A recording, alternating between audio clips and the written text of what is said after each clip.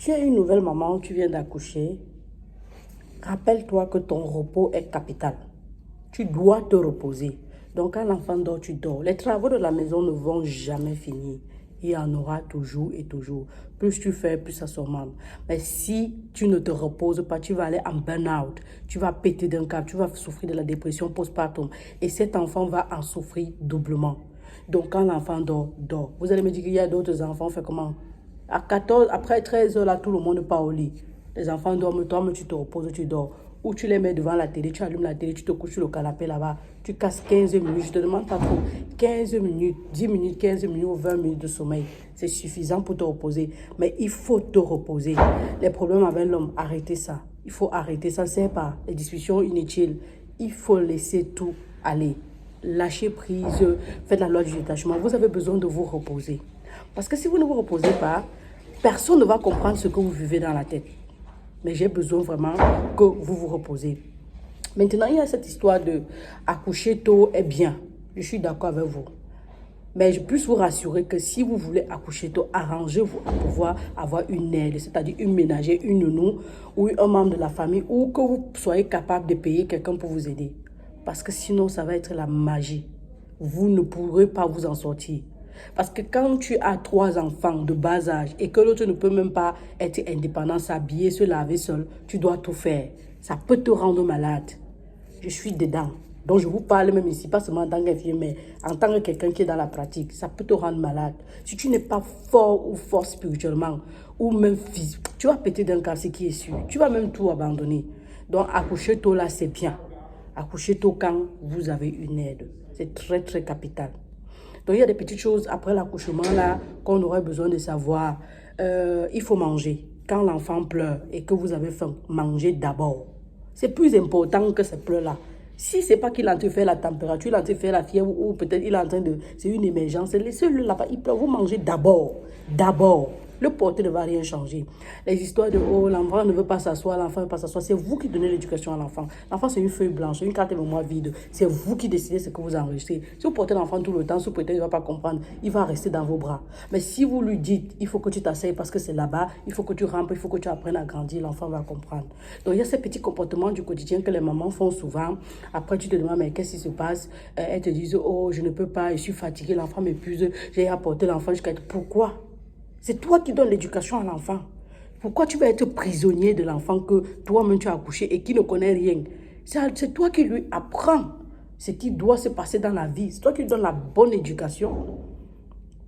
Et après, il y a toutes ces choses-là autour que la famille ne vous comprend pas. On vous donne la nourriture alors que vous ne voulez pas. Apprenez à dire non, je suis rassasié, je vais manger après. Mais on mange pour une personne. Parce que si vous ne mangez pas pour une personne, vous mangez pour 2, vous serez obèse. Et l'obésité en soi va vous faire perdre l'estime personnelle. Ça va vous rendre malade psychologiquement, mentalement et physiquement. Parce que si vous perdez déjà l'estime personnelle, vous allez plus déprimer. La dépression, les maladies psychiatriques sont dangereuses. Hein? Quelque chose que tu n'arrives pas à expliquer. Tu n'as pas mal quelque part, mais tu souffres, mais tu n'arrives pas à expliquer en fait. Donc moi, je voudrais vous inviter dans cette nouvelle vidéo, surtout les mamans, les jeunes mamans là, à vraiment faire attention. Arrêtez d'écouter ce que les gens disent à côté. L'enfant est petit, ton enfant est comme ça, comme ça. Vous avez des standards, il y a les bases. L'enfant doit prendre 800 grammes à 1 kilo le mois. Si tu mesures ton enfant, chaque semaine, il prend 150 grammes ou 200 grammes de poids, ça va. Qu'il soit comment, mais tu te rassures qu'il entre dans ce standard-là. Ça va, tout ce qu'on dit à côté là n'est pas important. Qu'il soit mince, comme ça les regarde en rien, c'est ton enfant. Tu t'es battu, tu as porté cette grossesse à terme, mais cette personne n'était pas là. Et s'il faille que tu répondes mal pour ça, il faut le faire pour préserver ta santé mentale. Donc ces petits jugements-là, il y en aura toujours. Vous devez connaître les standards.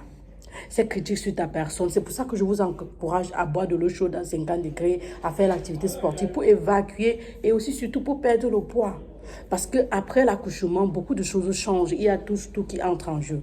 Souvenez-vous que si vous engueulez tout le temps avec le partenaire ou votre mari pour je sais pour quelle raison, à un moment donné, il peut être sous l'effet de la pression, il vous abandonne et vous allez perdre.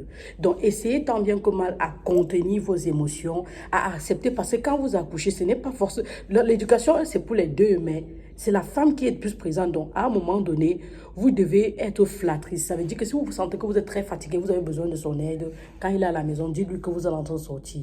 Vous le laissez avec l'enfant, il ne va pas abandonner son enfant. La nuit, si vous sentez que vous n'arrivez pas à dormir, parce que après l'accouchement, c'est aussi un des problèmes, l'enfant ne dort pas, on est nerveux, on ne dort pas assez. La nuit, vous réveillez, monsieur, vous lui dites c'est lui qui s'occupe de l'enfant, vous voulez dormir. Ou alors, si l'enfant pleure, ne dites rien. Tant que l'enfant ne fait pas la fièvre ou l'enfant n'a pas un problème de santé et que l'enfant pleure normalement, laissez monsieur s'en occuper. Après, monsieur, peut-être il travaille le matin, vous avez pitié de lui, vous dites, ok, le week-end, comme tu ne travailles pas, comme il ne travaille pas, vendredi, dès qu'il rentre, c'est mon jour pour dormir. C'est comme ça que vous vous donnez cette liberté. Vous devez pouvoir prendre des libertés. Vous devez pouvoir prendre des décisions pour votre santé. Vous devez penser à vous. Parce que si vous n'êtes pas en santé, vous ne pouvez pas prendre soin de votre enfant, de votre mari, de votre maison. Une femme qui n'est pas tranquille, qui n'est pas épanouie, ne peut vraiment pas s'occuper d'un foyer ou cuisiner, faire un bon repas.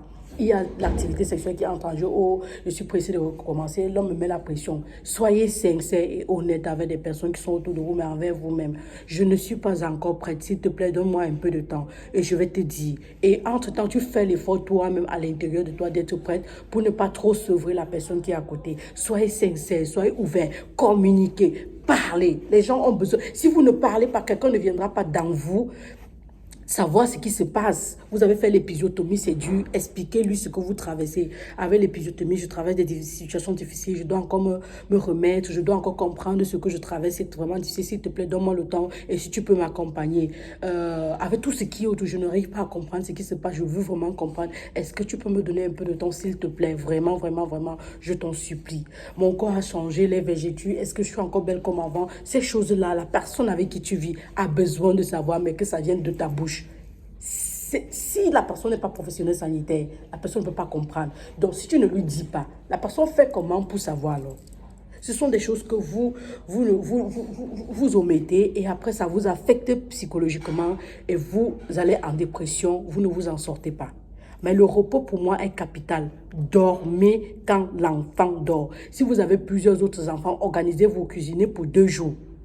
Et de temps en temps, dormez quand les enfants dorment. C'est très important.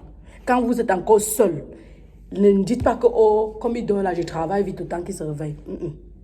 Il dort, tu dors. Il se lève, tu le mets à côté de toi, tu travailles avec lui, tu chantes pour lui. Tu parles, il écoute. Ou tu mets le son de la télé, tu es en train de faire, il écoute, ça le calme. Tu travailles avec lui. Il n'y a pas de cas comme il dort là, de faire vite des travaux. Mangez ce qui vous plaît. Mangez ce qui vous plaît. C'est très capital parce que une maman m'avait dit une fois qu'elle n'a pas l'appétit.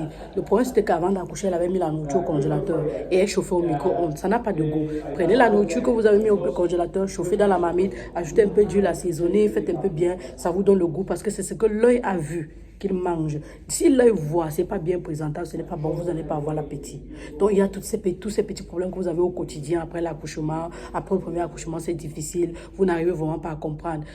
N'ayez pas peur de prendre un moment pour vous, de vous asseoir et de méditer, de chercher à comprendre ce qui se passe autour de vous. Vous voulez comprendre cet enfant, je suis d'accord. Mais vous devez déjà d'abord vous comprendre vous, comprendre ce qui se passe et accepter ce qui se passe. Que votre vie a changé. Quand on a un enfant, la vie a changé. Vous n'êtes plus la priorité. Vous ne pouvez plus être belle comme avant. Même si vous étiez la plus belle de la terre, vous preniez trop soin de votre corps. Tout change. L'enfant la passe avant. Parfois, tu veux faire le make-up, il tombe. Tu laisses tout. Tu tombes malade. Tu dois tout laisser. Tout change. C'est pour ça qu'il faut se préparer psychologiquement, physiquement, financièrement avant de faire un enfant. J'espère que vous avez dit quelque chose de nouveau dans cette vidéo. Moi, je vais vous laisser. On se voit dans une autre vidéo. C'était encore la Daronne de la santé 3.0. Doctoresse Thérèse infirmière. Cheers!